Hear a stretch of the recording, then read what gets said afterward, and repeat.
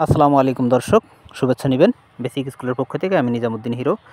আজ আমি আপনাদের সাথে কথা বলবো একই জমিতে একই সাথে একের অধিক ফসল ফলানো সম্পর্কে, যেটাকে আমরা বলে থাকি সাথী ফসল।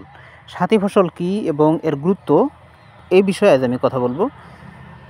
একটা জমিতে একই সাথে একটা ফসল থাকা অবস্থায় সেখানে অন্য আরেকটি ফসল করাকে বলা হয় সাথী ফসল। যেমন আপনারা দেখতে পাচ্ছেন এই জমিতে কলার গাছ রয়েছে, এই কলা গাছের ফাঁকে এখানে আলু লাগানো হয়েছে, এটাই হলো সাথী ফসল। সাথী ফসল একই জমিতে একই সাথে একের অধিক 2 অথবা 3 জাতীয় ফসল একসাথে ফলানো যায়, এটাই হলো সাথী ফসল। সাথী ফসলের বিশেষ কিছু দিক রয়েছে, আমি আজ সেই সম্পর্কে কথা বলবো। সাথী ফসলের বিশেষ কিছু গুরুত্ব রয়েছে এবং কিছু নিষেধাজ্ঞা রয়েছে, আমি সে সম্পর্কে আজ কথা বলবো। কথা না বাড়িয়ে চলুন আমরা সে সম্পর্কে জানবো।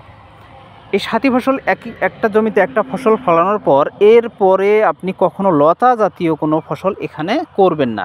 কারণ লতা জাতীয় ফসল যেমন সিম রয়েছে, লাউ রয়েছে, কুমড়া রয়েছে, এই জাতীয় ফসলগুলো যদি আপনি রোপণ করেন তাহলে কি হবে, আপনার যে কলা গাছগুলো রয়েছে বা অন্য কোনো ফসল যদি আপনি করেন সেগুলোকে ঢেকে দিবে, পেঁচিয়ে সেই গাছগুলোকে তার কাঙ্ক্ষিত বাড়ন্ত থেকে ব্যাহত করবে, খাবার সংকট দেখা দিবে। তাই এই ধরনের সাথী ফসলগুলো কখনো করবেন না। আপনি সাথী ফসল করতে পারেন, যেমন এখানে রয়েছে আলু রয়েছে, আলুর ফাঁকে আপনি অথবা মরিচ করতে পারেন কিংবা ধনেপাতা করতে পারেন, এই জাতীয় ফসলগুলো করতে পারেন, এতে কোনো অসুবিধা হবে না।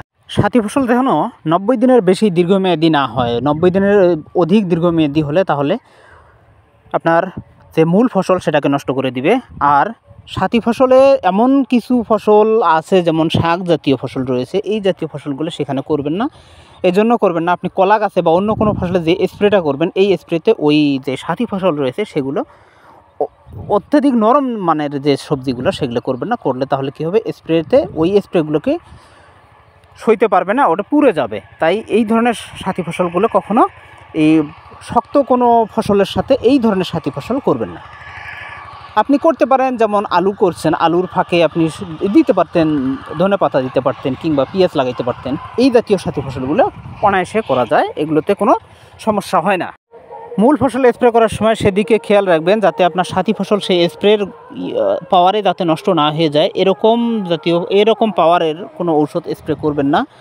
আর সেচের ব্যাপারে বিশেষ সতর্ক রাখবেন। যেমন এখানে কলা রয়েছে, কলাতে একটু পানির পরিমাণটা বেশি লাগে, যদি কলার জন্য আপনি পানি প্রয়োগ করে যান তাহলে আলু গাছ পচে যাবে। তাই সেদিকে খেয়াল রাখবেন, সেচের ব্যাপারে খুব গুরুত্ব সহকারে দেখবেন।